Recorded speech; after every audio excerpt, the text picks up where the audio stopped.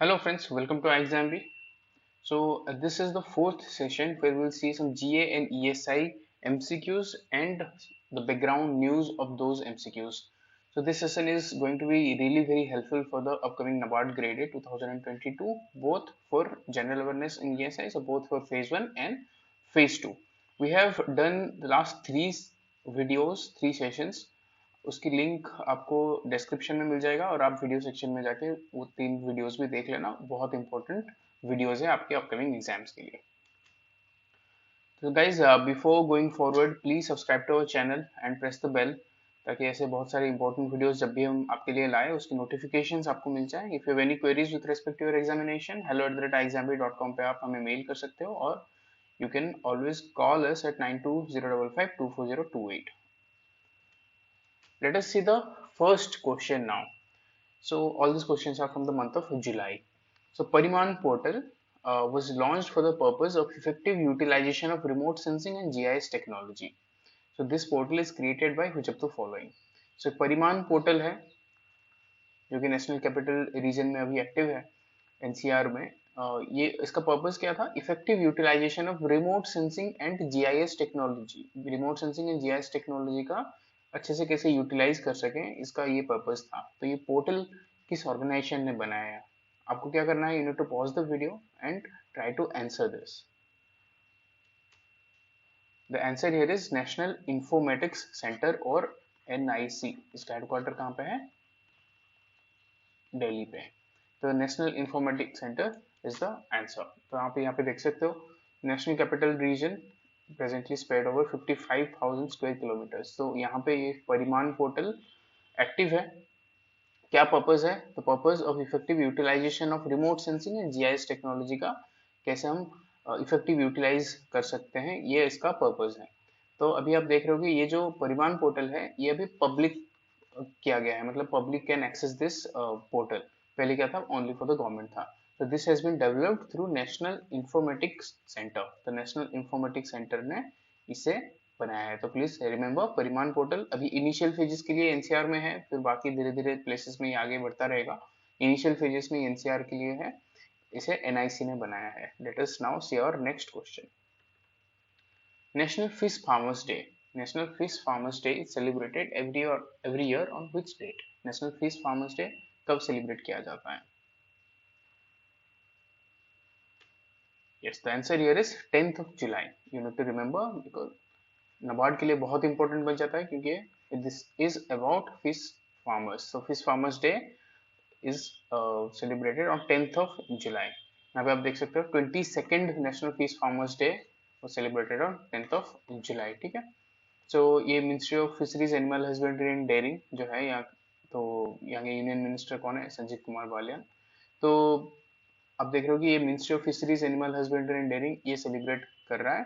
So the date is 10th of July, national fish farmers day. Here is the next question. Operation Narcos has recently been started to check the spread of narcotics. Which of the following organizations has launched it? Operation narco शुरू हुआ है. Operation narco शुरू हुआ है जिसका main objective क्या है? जो नार्कोटिक्स प्रोडक्ट्स है उसका स्प्रेड हम कैसे कंट्रोल करें. तो क्वेश्चन ये है कि ये ऑपरेशन नार्कोस किस ऑर्गेनाइजेशन ने शुरू किया. ऑप्शन में आपका Gujarat police, Punjab police, ITBP, railway protection police, none of the above. You need to pause the video and try to answer और एंड में बताना कमेंट सेक्शन में कि आपका कितना क्वेश्चन सही हो रहे हैं इसमें. The answer here is railway protection force और आरपीएफ. Will see. यहाँ पे आप देख सकते हो operation Narcos by the RPF और रेलवे प्रोटेक्शन फोर्स. जो इंडियन रेलवेज में जो नार्कोटिक प्रोडक्ट्स ट्रेवल करता है, रूट होता है या इसमें मार्केटिंग एंड सेल्स होता है नार्कोटिक्स प्रोडक्ट्स का, तो वो बंद करने के लिए, उसे रोकने के लिए नार्कोस ऑपरेशन नार्कोस स्टार्ट किया गया है. तो आरपीएफ ने रिकवर भी किया है अभी recent 7.4 crore worth of narcotic product in a month alone. बस जून के महीने में 7.5 करोड़ की नार्कोटिक प्रोडक्ट्स रिकवर हुआ है. तो आप सोचो कितना बड़ा नेटवर्क है ये. तो उस नेटवर्क को स्टॉप करने के लिए ऑपरेशन नार्कोस शुरू किया गया है. Here is the next question. Recently, the Central Consumer Protection Authority or CCPA has issued guidelines that no hotels or restaurants can add service charge automatically or without the consent of the consumer. In case of any dispute related to it, what is the National Consumer Helpline number? So अभी CCPA जो है central consumer protection authority, इसने कहा कि कोई भी hotel और restaurant अपने आप से सर्विस चार्ज ऐड नहीं कर सकते, वो कंसेंट लाना होगा कस्टमर से, बिना कस्टमर के अप्रूवल वो सर्विस चार्ज ऐड नहीं कर सकते। अगर कोई इस पर डिस्प्यूट होता है तो कंज्यूमर क्या करेगा, नेशनल कंज्यूमर हेल्पलाइन पे अपना जो कंप्लेन है वो रजिस्टर कराएगा। तो क्वेश्चन में पूछ रहा है कि नेशनल कंज्यूमर हेल्पलाइन का नंबर क्या है। You need to pause the video and try to answer. Yes, it is 1915। ठीक है, तो नेशनल कंज्यूमर हेल्पलाइन है 1915। So guys, before going forward मैं बता देता हूँ कि नबार्ड ग्रेड ए 2022 एग्जाम अभी नेक्स्ट मंथ है, उसके लिए हम फ्रेश बैच स्टार्ट कर रहे हैं वेरी सून। उसमें आपको क्या मिलेगा, लाइव क्लासेस मिलेगा हर एक सब्जेक्ट के लिए, starting from quants, reasoning, English, decision making, computers, economic, social issues, agriculture, rural development. Phase 1 की सारे टॉपिक्स में आपको लाइव क्लासेस ऑनगोइंग चल रहे हैं, उसमें मिल जाएगा। इसमें आप डायरेक्टली फैकल्टी के साथ इंटरेक्ट करके अपना डाउट पूछ सकते हो।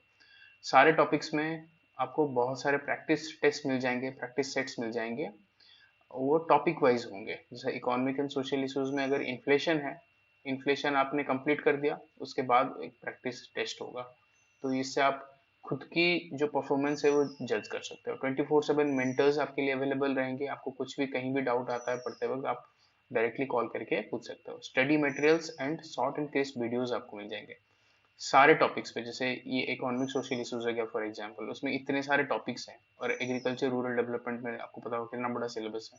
तो सारे टॉपिक्स में शॉर्ट एंड क्रिस्प नोट्स हैं, वीडियोस हैं। जितना आपके एग्जाम्स के लिए इंपॉर्टेंट है उतना ही दिया गया है, बहुत कुछ नहीं दिया गया है जिससे आप ओवरवेल्म हो जाओ। जितना एग्जाम्स के लिए नीडेड है उतना ही दिया गया है, एंड बहुत क्रिस्प वीडियोस हैं। Those videos cater to the things that matter for your exam only, and will also give you interview guidance.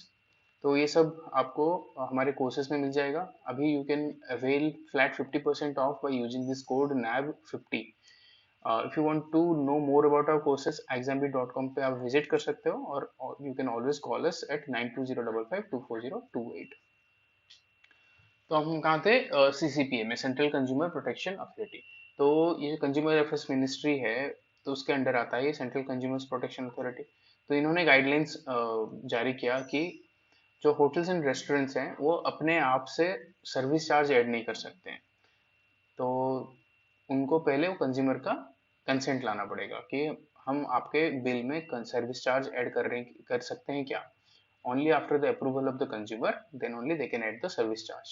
Service charge के बारे में बता देता हूँ। सर्विस चार्ज जो है ये होटल और रेस्टोरेंट लेता है, क्यों है ये, वो जो सर्विस दे रहे हैं आपको, आप जाके रेस्टोरेंट में बैठे हैं तो वो जो सर्विस मिला, it is the charge for that service, it is not a tax जो कि लेवी होता है बाय गवर्नमेंट। लोगों में अक्सर ये कंफ्यूजन रहता है कि ये टैक्स है, नहीं ये टैक्स नहीं है, ये सर्विस चार्ज है जो होटल और रेस्टोरेंट लेते हैं, क्योंकि they are providing a service. तो ये अभी मैंडेटरी नहीं है। तो अगर कोई ऐसा कंप्लेन आता है तो आप नेशनल कंज्यूमर हेल्पलाइन पे कॉल कर सकते हो, नहीं तो ई दाखिल पोर्टल करके है, ई दाखिल पोर्टल पे आप अपना कंप्लेन रजिस्टर भी कर सकते हो। तो यहाँ पे आप देख सकते हो 1915 इज द कंज्यूमर हेल्पलाइन, और एक NCH national consumer helpline mobile app भी है, वहाँ पे भी आप रजिस्टर कर सकते हो। नहीं तो फिर आप ई दाखिल पोर्टल पे जाके, दैट इज edakhil.nic.in, ये साइट पे जाके अपना रजिस्टर कंप्लेन रजिस्टर कर सकते हो। नहीं तो आप मेल भी कर सकते हो, this is the mail ID। ठीक है, this is the mail ID। तो इतने सारे प्रोसेस में आप अपना कंप्लेन दे सकते हो। ठीक है, तो आपको याद रखना है central consumer protection authority, this comes under the ministry of consumer affairs. Okay, here is the next question. Which of the following private banks has been allowed by the Ministry of Defense to provide financial services in overseas procurement? तो कुछ private banks को ministry of defence ने भी allow किया है। जब बाहर की कोई प्रोक्योरमेंट होता है, suppose ministry of defence France से कुछ ऑर्डर्स ले रही है, तो वो जो ट्रांजेक्शन्स होता है ना, वो कौन सी बैंक करेगा, that is allowed by the ministry of defence. Ministry खुद अलाउ करता है कि ये बैंक्स हमारे फाइनेंशियल ट्रांजेक्शन्स जब ओवरसीज ट्रांजेक्शन होता है तो ये बैंक मैनेज करेंगे हमारे लिए। तो इसमें कुछ बैंक्स को अलाउ किया गया है जो कि प्राइवेट बैंक्स हैं। क्वेश्चन में पूछ रहा है कि कौन कौन से प्राइवेट बैंक्स को मिनिस्ट्री ऑफ डिफेंस ने अलाउ किया है। वेरी इंपॉर्टेंट, क्योंकि अभी जुलाई के है न्यूज़ है। तो आपको पता होगा जो एग्जाम्स में, अगर आपका जैसे एग्जाम से 2 महीने पहले का न्यूज़ बहुत इंपॉर्टेंट हो जाता है। जैसे कि आपका एग्जाम सितंबर में है तो जुलाई अगस्त इज वेरी वेरी इंपॉर्टेंट। इसमें से जितने भी जीए एंड ये सारे रिलेटेड न्यूज़ हो रहे हैं वो सब इंपॉर्टेंट बन जाते हैं। सोर्सेज क्या है अगेन मैं बता देता हूँ। पीआईबी आपको करना है, फिर हमारा बीपीडिया करना है and lot of MCQ practice करना है। ये आपके लिए सोर्सेस हैं। तो इसमें हम देख लेते हैं क्या इसका आंसर है। आंसर है सी। सी में क्या क्या है? एचडीएफसी बैंक है, एक्सिस बैंक है एंड आईसीआईसी बैंक है। ठीक है, ये तीनों बैंक को अलाउ किया है किसने? मिनिस्ट्री ऑफ डिफेंस ने, कि जो ओवरसीज प्रोक्योरमेंट होता है मिनिस्ट्री का, उसको ये तीन बैंक्स अभी, तीन प्राइवेट बैंक्स अभी उसे मैनेज करेंगे। यहाँ पे हम देख लेते हैं, ministry of defence approves 3 private sector banks to provide financial services in overseas procurement. कौन कौन से बैंक है? HDFC bank limited, ICICI bank and Axis bank. ठीक है, जो भी letter of credit, direct bank transfer, जो भी जितने भी ट्रांजेक्शन होते हैं वो सब ये तीन प्राइवेट बैंक्स को अलाउ किया गया है, वो अभी मैनेज करेंगे। यहाँ पे आप देख रहे हो, this is for the first time private banks have been allowed to provide financial services for overseas procurement. पहले पब्लिक सेक्टर बैंक्स थे। ठीक है, पब्लिक सेक्टर बैंक्स थे। फॉर द फर्स्ट टाइम तीन प्राइवेट बैंक्स को अलाउ किया गया है कि ये ट्रांजेक्शन को कर पाए।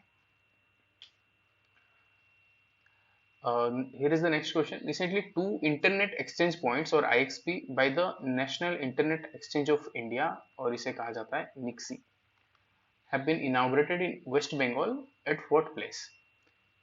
इंटरनेट एक्सचेंज पॉइंट्स और IXP, दो IXP एस्टेब्लिश किया गया है national internet exchange of India के द्वारा, निक्सी के द्वारा। तो ये वेस्ट बंगाल में किया गया है, कौन सी प्लेस में किया गया है? ऑप्शंस हैं, दुर्गापुर है क्या? दोनों जो इंटरनेट एक्सचेंज पॉइंट्स है, एक दुर्गापुर में है, या एक हल्दिया में है, एक कोलकाता में है, या बर्धमान में है, या दोनों दुर्गापुर एंड बर्धमान में है? आपको क्या करना है? Pause the video and try to answer. The answer is yes, E, that is Durgapur and Bardhaman. देख लेते हैं, west Bengal gets internet exchange points at Durgapur and Bardhaman. तो आप देख रहे हो कि जो मिनिस्टर ऑफ स्टेट है, इलेक्ट्रॉनिक्स एंड इंफॉर्मेशन टेक्नोलॉजी है, राजीव चंद्रशेखर, इन्होंने लॉन्च किया है दो इंटरनेट एक्सचेंज पॉइंट्स। कौन कौन सी जगह पे? बर्धमान एंड दुर्गापुर में। तो ये इंटरनेट एक्सचेंज पॉइंट्स कैसे काम करते हैं, क्या है, थोड़ा बेसिक आइडिया हम ले लेते हैं। जैसे कि टेलीफोन एक्सचेंज होता है, टेलीफोन एक्सचेंज हो गया, यहाँ पर्सन है जो कॉल मिला रहा है, फिर उसका कॉल यहाँ एक्सचेंज पॉइंट्स पे आता है, फिर वो जो दूसरे पर्सन को जो कॉल कर रहा है, फिर एक्सचेंज पॉइंट से फिर इधर कनेक्ट होता है। तो सेम फॉर्मेट में इंटरनेट भी होता है। अगर ये आप google.com विजिट कर रहे हो तो आपका डेटा यहाँ पे इंटरनेट एक्सचेंज पॉइंट पे आ गया, फिर ये एक्सचेंज पॉइंट से गूगल की सर्वर पे आ गया। तो ये हो गया आपका इंटरनेट एक्सचेंज पॉइंट्स। तो आप देख रहे हो दो इंटरनेट एक्सचेंज पॉइंट्स हुआ है दुर्गापुर एंड बर्धमान में। ठीक है, तो ये आपको याद रखना है। एंड ये also, this also talks about digital India mission. Digital India mission में क्या है? The launch of this internet exchanges is under the Prime Minister Modi's Digital India vision to connect every Indian with open, safe, trusted and accountable internet and एक, ये तो हो गया digital India mission का vision कि सारे each and every person in our country should be accessible with internet. And एक ministry of electronics and IT का भी एक विजन है, विजन 1000 डेज। विजन 1000 डेज भी इसी के बारे में बात कर रहा है कि 1000 डेज में हम मैक्सिमम पॉसिबल लोगों को इंटरनेट के साथ कनेक्टेड करवाएं। तो ये इंटरनेट एक्सचेंज पॉइंट्स जो एस्टेब्लिश हुए दुर्गापुर एंड बर्धमान में, ये फर्दर ये विजन को आगे लेगा। तो ये थे सारे क्वेश्चंस। आई होप आपको ये सेशन अच्छा लगा होगा। अच्छा लगा है तो please share this video with your friends and do not forget to subscribe to our channel and press the bell, ताकि ऐसे बहुत सारे इंपॉर्टेंट वीडियोस जब भी हम आपके लिए लाएं उसके नोटिफिकेशंस आपको मिल जाए। If you have any queries, hello@exambit.com पे आप मेल कर सकते हो। exambit.com विजिट करके आप हमारे कोर्सेज के बारे में ज़्यादा जानकारी ले सकते हो। हमारा नया बैच नबार्ड के लिए जल्दी शुरू हो रहा है, तो आप 9205524028 पे कॉल करके कोर्स हमारे बैच और कोर्स के बारे में ज़्यादा जानकारी ले सकते हो। Thank you so much, have a nice day.